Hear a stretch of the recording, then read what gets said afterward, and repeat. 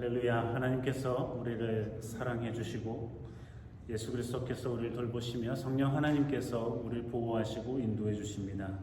이 좋으신 성삼위 하나님께 이 시간 신령과 진정으로 예배 드리시겠습니다. 다 함께 일어나셔서 찬송가 21장 부르시겠습니다.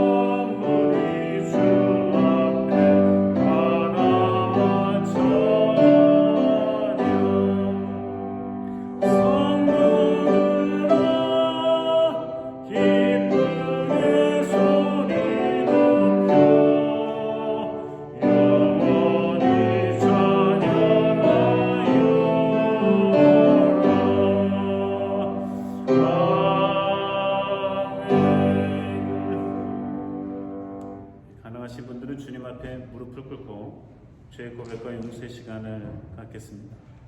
성부와 성자와 성령의 이름으로 우리의 마음과 욕망과 은밀한 것까지도 아시는 전능의 하나님, 성령의 감동으로 우리의 마음을 깨끗하게 하옵소서. 하나님을 온전히 사랑하고 그 거룩하신 이름을 진심으로 찬양하게 하옵소서. 주 예수 그리스도의 이름으로 기도하옵나이다. 우리가 죄 없다고 하면 이는 자신을 속이는 것이요 진리가 우리 안에 있지 않습니다. 그러나 우리가 죄를 고백하면 진실하고 의로우신 하나님은 우리 죄를 용서하시고 모든 우리에서 우리의 살게 되시겠습니다. 하나님 아버지께 우리의 죄를 고백하겠습니다. 우리는 죄에서 벗어날 수 없음을 고백하나이다. 우리는 결정과 말과 행위로 죄를 지었으며 원하는 것은 행치 아니하고 원하지 않는 일을 행하나이다. 우리는 마음을 다하여 주님을 사랑하지 않았으며 내 이웃을 내 몸과 같이 사랑하지 않았나이다. 하나님 주 예수 그리스도를 보시고 이를 사랑해 주소서. 이를 용서하시고 새롭게 하옵소서. 주님 그 안에서 기뻐하며 주의 이름을 하나님의 하게 하옵소서. 전능하신 하나님 아버지께서 우리를 불쌍히 여기시고 그의 외아들을 보내시사 우리의 죄를 대신하여 죽게 하셨으며 그의 공로로 우리의 죄를 사하여 주셨습니다. 하나님의 부르심을 받아 안수받은 하나님의 말씀의 종이 나는 주 예수 그리스도의 명하심에 따라 여러분의 죄가 사해졌음을 성부와 성자와 성령의 이름으로 선포합니다. 함께 일어나셔서 성시교도 하시겠습니다. 하나님이 세상을 이처럼 사랑하사 독생자를 주셨으니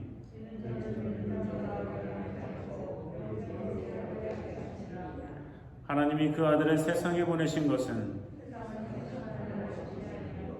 저로 말미암아 세상이 구원을 받게 하려 하심이라. 믿지 아니하는 자는 하나님의 독생자의 이름을 믿지 아니하므로 그 정죄는 이것이 곧 빛이 세상에 왔으되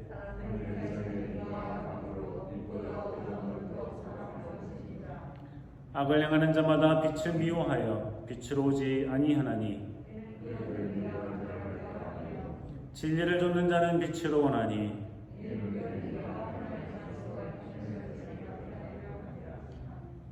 사도신조를 따라 우리의 신앙을 고백하시겠습니다.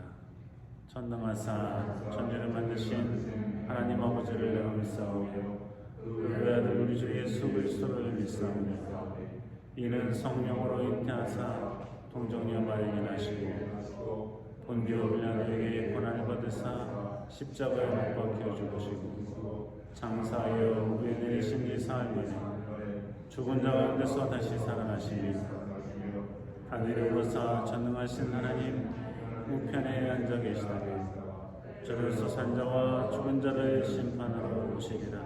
성령을 믿사오며 거룩한 공의와 성도가 서로 교통하는 것과 죄를 사해주시는 것과 몸이 다시 사는 것과 영원히 사는 것을 믿사옵나이다. 아멘. 주님께서 여러분과 함께 하십니다. 서로 인사 나누시겠습니다. 반갑습니다. 찬송가 340장 부르시겠습니다.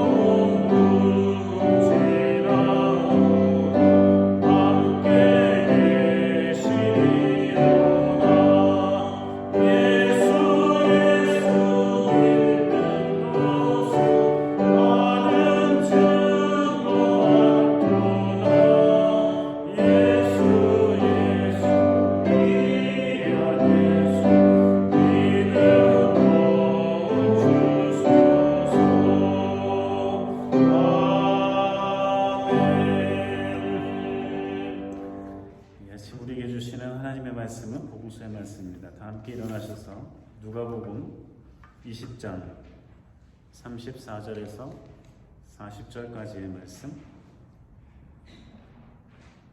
함께 읽겠습니다. 예수께서 이르시되 이 세상의 자녀들은 장가도 가고 시집도 가되 저 세상과 이 죽은 자 가운데서 부활함을 얻기에 합당히 여김을 입은 자들은 장가가고 시집가는 일이 없으며 저희는 다시 죽을 수가 없나니 이는 천사와 동등이요 부활의 자녀로서 하나님의 자녀임이니라. 죽은 자의 살아난다는 것은 모세도 가시나무 떨기에 관한 글에 보였으되 주를 아브라함의 하나님이요 이삭의 하나님이요 야곱의 하나님이시라 칭하였나니 하나님은 죽은 자의 하나님이 아니요 산 자의 하나님이시라. 하나님에게 모든 사람이 살았느니라 하시니 서기관 중 어떤 이들이 말하되 선생이여 말씀이 옳으니이다 하니 저희는 아무것도 감히도 모를 수 없음이더라. 이는 하나님의 말씀입니다. 자리 앉으시겠습니다.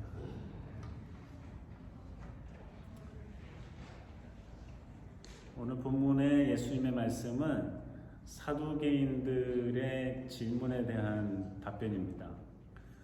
사두개인들은 부활도 없다고 믿고 천사도 없다고 믿는 사람들이었습니다. 이러한 사두개인들이 예수님에게 와서 질문을 합니다. 질문의 내용은 7형제가 있는데 맨 첫째 형이 결혼을 했어요. 아내가 있지요. 근데 자식이 없이 죽었습니다. 그러면 모세의 법에 따라서는 이게 몇천 년 전의 일이니까요. 모세의 법에 따라서는 둘째 아들이 첫째 형의 와이프인 형수를 아내로 삼고 후사를 만들어야 돼요. 근데 둘째도 죽었어요. 셋째도 죽었어요. 넷째도 죽었어요. 일곱째까지 그 첫째 형수와 결혼을 했지만 후사 없이 죽었어요. 그랬을 경우에 나중에 부활했을 때 이 여인은 누구의 아내입니까? 하는 게 질문이에요. 다 한 번씩 칠형제가 결혼을 했으니까 다 와이프였으니까 7명이 이 한 여인을 공동 소유할 것이냐 아니면 첫째가 할 것이냐 막내가 할 것이냐 이런 질문을 한 거예요. 사두개인들로서는 궁금한 질문일 수 있습니다. 질문의 내용이 그들에게는 궁금할 수도 있고 그런 질문을 들으면서 부활이 없다고 생각하거나 또 자신들의 전통에 따라서 이렇게 또 하나님께서 모세를 통해서 주신 율법에 따르면은 계속 그렇게 형제들이 결혼을 해야 되니까 그런 경우가 없지 않았을 텐데 과연 이럴 때 어떻게 할까 궁금할 수도 있습니다. 궁금할 수 있죠. 근데 문제는 사두개인들이 와가지고 질문한 그들의 태도와 의도가 문제예요. 바리새인들의 질문들, 사두개인들의 질문들, 예수를 쫓아다니면서 예수님에게 이런저런 질문들을 사람들이 많이 했지만 어떠한 사람들의 질문은 이게 의도가 옳지 못한 질문들이 있었다는 거죠. 아무리 좋은 말도, 아무리 좋은 질문도, 아무리 좋은 의견도, 계획도 그 중심이 문제예요. 그 중심이. 질문 자체나 말 자체가 문제가 아니라 그 중심이 문제예요. 중심이 문제이기 때문에 그 내용도 어그러져요. 사두개인들이 이런 질문을 왜 했을 것 같으세요? 정말 궁금해 죽겠네 해서 물어볼 수도 있겠지만 이들의 질문의 의도는 둘 중에 하나예요. 첫째는 이 부활과 관련된 내용으로 예수님을 대중들 앞에서 부끄럽게 만드는 거예요. 두 번째는 이런 질문을 통해 가지고 예수님이 모세의 율법과 대치되는 발언이 생긴다면 예수를 잘못됐다 하고 모세와 대항하는 사람으로 몰아붙여서 모든 모여있는 사람들로 하여금 예수님을 공격하도록 만드는 거죠. 그래서 이 사두개인들의 질문은 내용은 궁금한 내용일 수 있으나 그 의도와 태도가 매우 못돼 먹었다 할 수 있습니다. 예수님께서 여기에 대해서 야, 니네 의도를 내가 다 알아. 맹랑한 것들 썩어져라 하면 좋은데 속 시원할 것 같죠? 근데 예수님께서는 그렇지 않은 방법으로 이 사두개인들을 혼내시면서 교훈하세요. 예수님께서 이 똑같은 이야기가 마가복음 12장에도 나오는데 마가복음 12장에는 오늘 본문에 누가복음에는 없습니다만 마가복음 12장에는 예수님께서 이런 말씀을 먼저 하세요. 너희가 성경도 모르고 하나님의 능력도 몰라서 이런 오해를 가지고 있다. 잘못 이해하고 하는 질문이다 하는 거죠. 그렇습니다. 성경도 모르고 하나님의 능력도 모른다 이거예요. 근데 하나님의 능력을 모른다는 거에서는 사두개인들이 뭐 우리야 다 하나님의 능력을 잘 모르니까 라고 받아들일 만도 해요.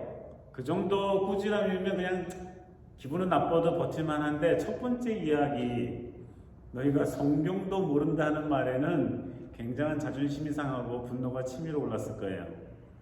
나사렛 태생 주제에 예수라는 작자가 나를 사두개인들을 성경도 모르는 사람으로 취급해 굉장한 모욕감을 느꼈을 거예요. 그들은 일평생 하나님의 말씀을 공부하고 열심히 따르려고 하는 사람들 중에 하나였기 때문이죠. 그럼에도 불구하고 예수님께서는 너희가 성경도 모르고 하나님의 능력도 몰라서 오해하니까 이런 질문을 하는구나. 그들의 의도는 어떠하든지. 그러면서 예수님께서 설명해 주세요. 부활했을 때는 장가가는 것도 없고 시집가는 것도 없고, 그렇죠?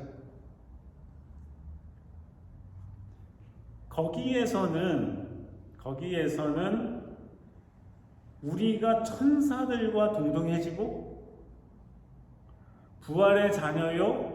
그렇기 때문에 하나님의 자녀가 되는 것이다. 이렇게 설명해 주십니다.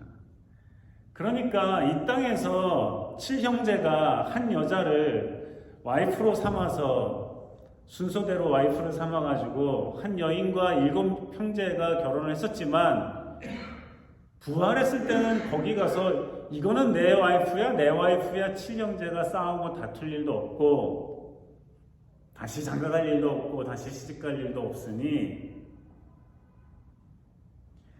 성경도 모르고 하나님의 능력도 모른다 말씀하신 겁니다. 우리는 이 말씀을 통해서 하나님께서는 죽은 자의 하나님이 아니라 산 자의 하나님이라는 것을 다시 한번 예수님의 말씀을 통해 알 수 있습니다.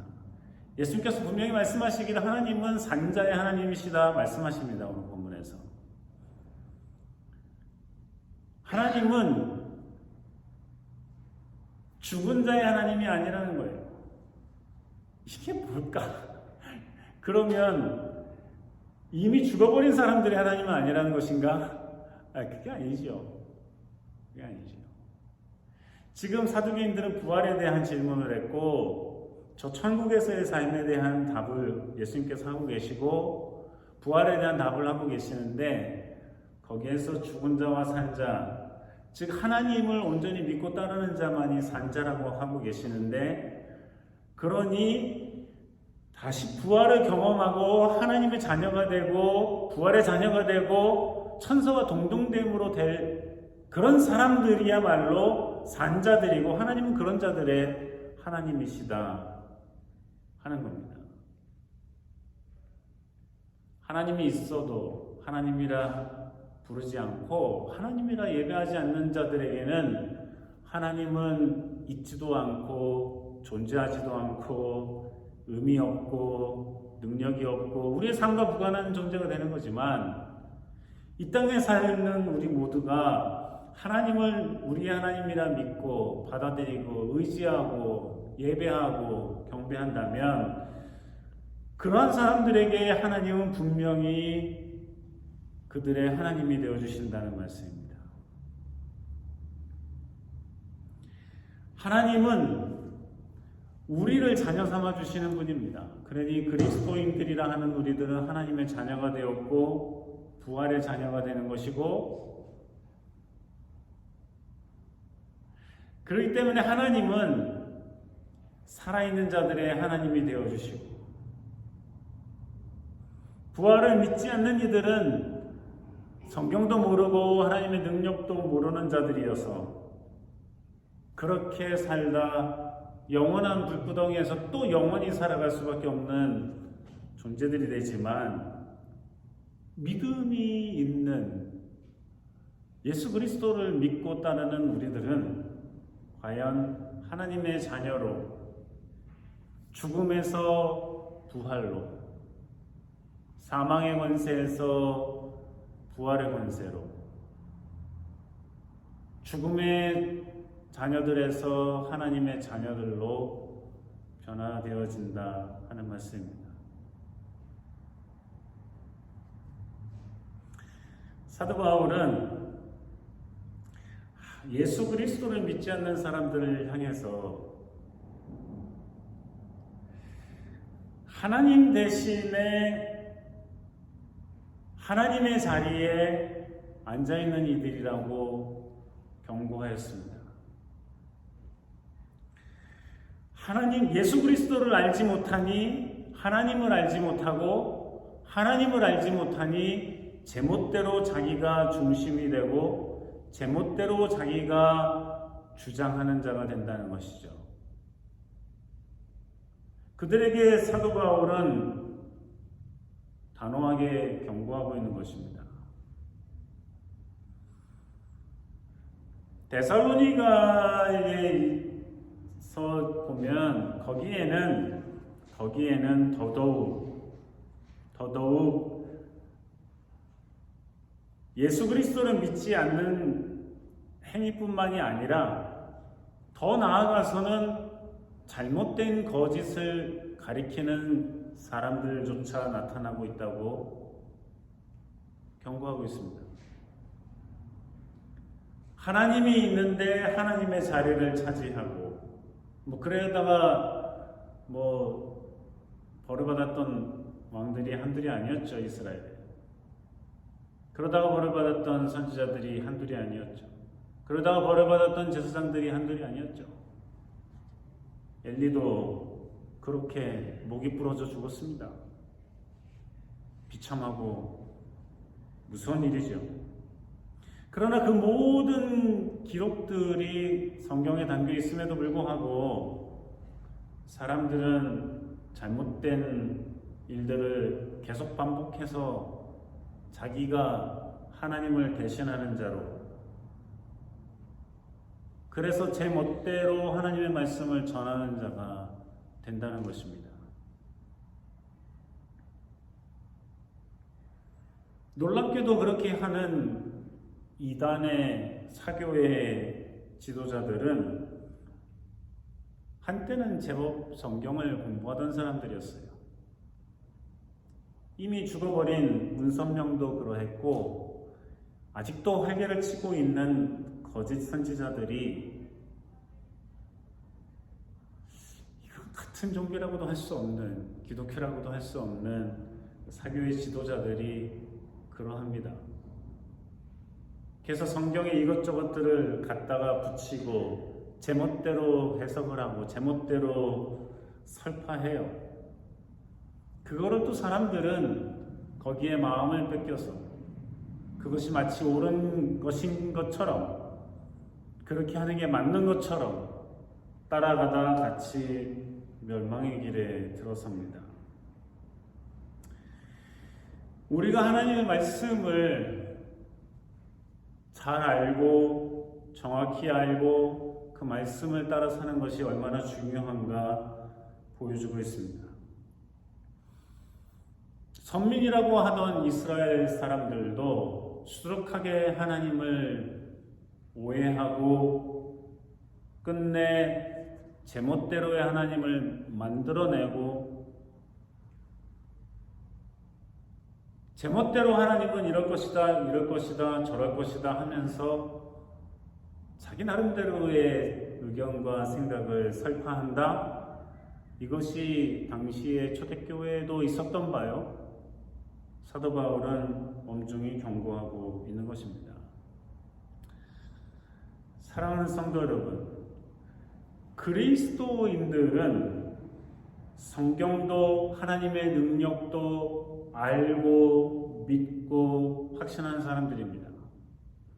이것 이외에 자신의 마음의 소리나 얼토당토하는 이론과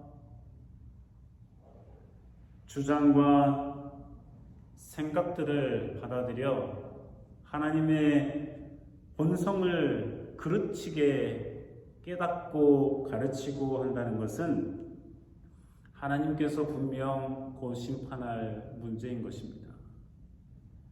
그리스도인은 든든히 서서 하나님의 사랑을 받아들이고 하나님의 말씀을 받아들이고 하나님의 능력을 인정하고 그렇게 든든한 믿음 가운데 살아가는 사람들입니다. 하나님께서 주시는 위로와 하나님께서 베풀어 주시는 은혜와 하나님께서 아직도 이렇게 어두운 가운데에서 살아가는 우리들에게도 주시는 그 소망을 붙잡고 살아가는 그러한 삶, 그것이 바로 그리스도인의 삶입니다. 사두개인들은 이러저러한 의도를 가지고 엉뚱한 질문을 통해 예수 그리스도를 공경에 빠뜨리려고 창피하게 만들려고 공공의 적을 만들려고 하였지만 예수 그리스도는 진리의 말씀을 통해 그들에게 깨우침을 주고 심지어는 그들 가운데 있었던 사람들조차도 예수 그리스도의 답변이 옳았다고 하며 모든 질문에 의문에 어긋난 의도의 입들을 막았습니다. 우리가 참 그리스도인으로서 하나님의 말씀을 굳게 잡고 그 가운데 서서 하나님의 말씀과 능력을 붙들고 살아갈 때야만이 하나님의 은혜와 평강 가운데 복된 삶을 풍성히 누리며 살게 되는 줄로 믿습니다. 기도하시겠습니다. 사랑의 주님, 주님의 놀라우신 은혜와 사랑과 가르침에 우리의 귀를 열어 마음을 열어 우리의 신비에 깊게 새겨 하나님의 말씀으로 든든히 서며 주의 말씀을 통해 위로와 평강과 확신과 이 세상을 이기는 믿음을 갖게 하여 주시며 이 든든한 믿음을 주님 오실 때까지 든든히 견지하는 믿음의 사람들이 다 되게 하여 주시옵소서. 예수님 이름으로 기도합니다. 준비하신 예물 하나님께 드리시겠습니다.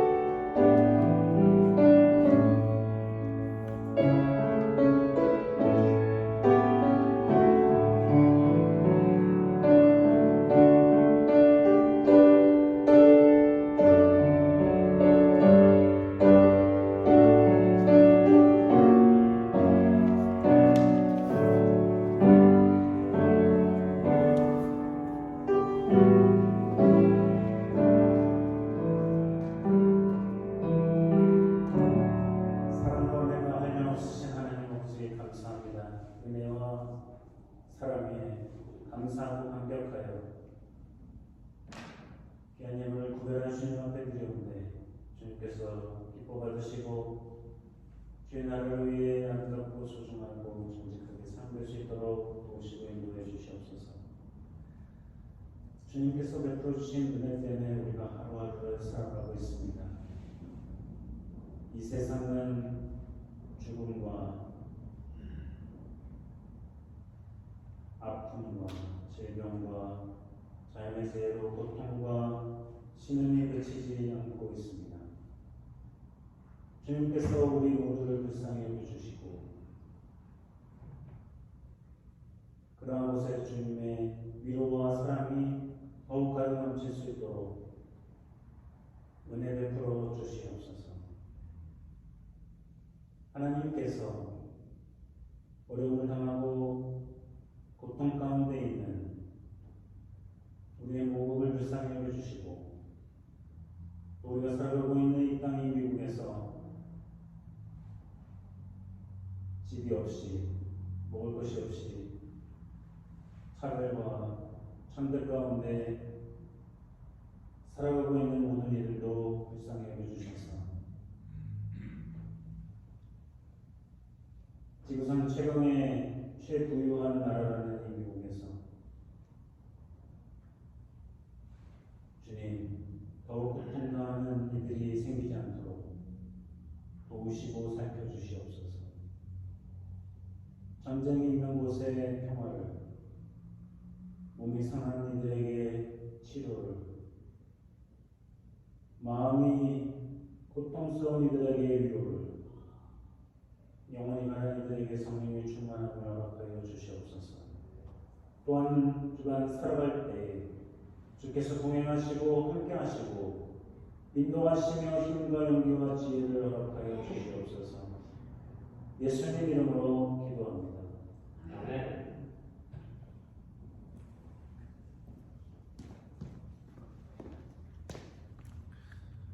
방문하신 분들을 환영합니다. 다음 주 오전 10시 반에 연합예배를 드립니다. 11시 반 예배는 없습니다. 10시 반에 영어 회중과 함께 연합예배를 드리는 거 기억해 주시기 바랍니다. 11월 성찬식은 다음 주에 연합으로 하는 걸로 하겠습니다. 다음 주 연합예배는 하비스트 페스티벌 그리고 한인회중 기념일, 추수감사 이 세 가지 행사를 같이 한다는 것을 기억해 주시기 바랍니다. 금주 11일 오후 6시에 영어회중에 글래디스의 손녀 키키의 일주기 예배가 있습니다. 예배실과 친교실에서 있을 예정입니다. 주일 예배 동영상은 구독과 알람을 신청하여 자동으로 알려주는 서비스를 받으시면 되겠습니다. 우크라이나의 전쟁이 9개월이 넘어가고 있습니다. 위에서 기도해 주시면 감사하겠습니다. 다 함께 일어나셔서 찬송가 410장 부르시겠습니다. 그리고 광고 하나는 마치고 커피 브레이크가 있답니다. 여러분 친교실에서 함께 교제하시고 가시면 좋겠습니다. 410장 부르시겠습니다.